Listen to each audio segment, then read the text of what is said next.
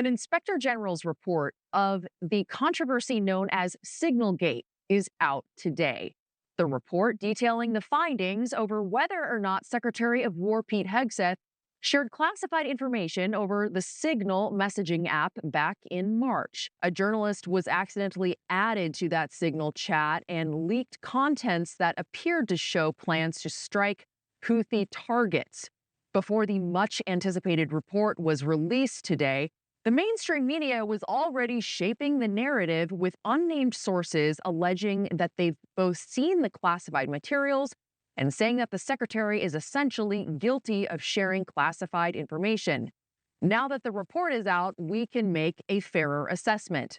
Joining me now is former Navy JAG officer Don Brown. Don, good to see you.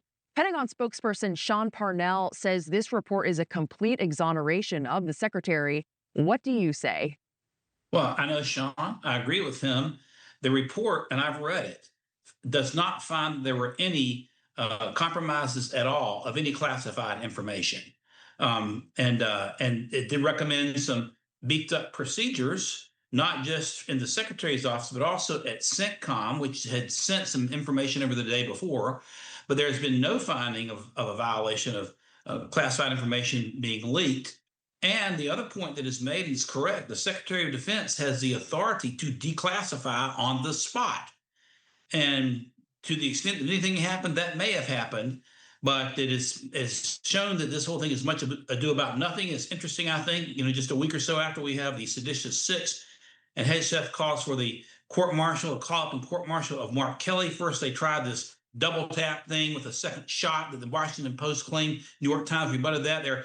This is a smokescreen, in my judgment, to try to take attention off the fact that Pete should and hopefully will call Mark Kelly up for a court martial. But there has been no violation of the law here, and just got to tighten down procedures a little bit from CENTCOM to the Pentagon. That's my read on it. Well, and to your point, I mean, I'm just going to read a little bit of the report's findings. The secretary sent sensitive, non-public operational information that he determined did not require classification.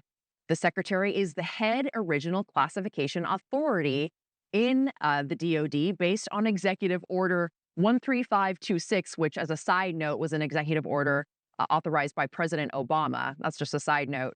But it says it right here. He's the one who has the authority to classify or not. A classified version of this report was sent to Congress on Tuesday night. Apparently, already the partisan talking points have begun. It seems to really speak to journalistic ethics that this presumption of guilt narrative was being made with anonymous sources ahead of the report's release. Even if Hegseth were guilty, would these inspector general report findings equal an indictment? Oh no. And here's the thing. The president has already looked at this.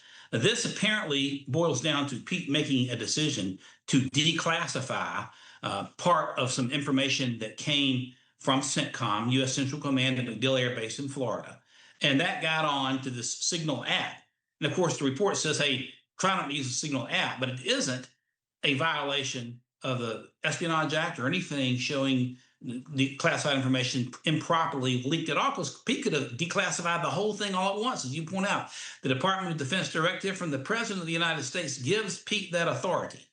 So no. And the other thing to remember is this, Alexander, when you look at the history of the Democrats mishandling classified information from Hillary, who had some 14,000 classified, including top secret documents on her personal server. Or if you look at Joe Biden when he was vice president, taking hundreds and hundreds and hundreds of documents to the Penn Biden Center. Or even look at James Comey, who let Hillary walk, but he himself passed on classified information deliberately to apparently a reporter, which is why he's going to be indicted again.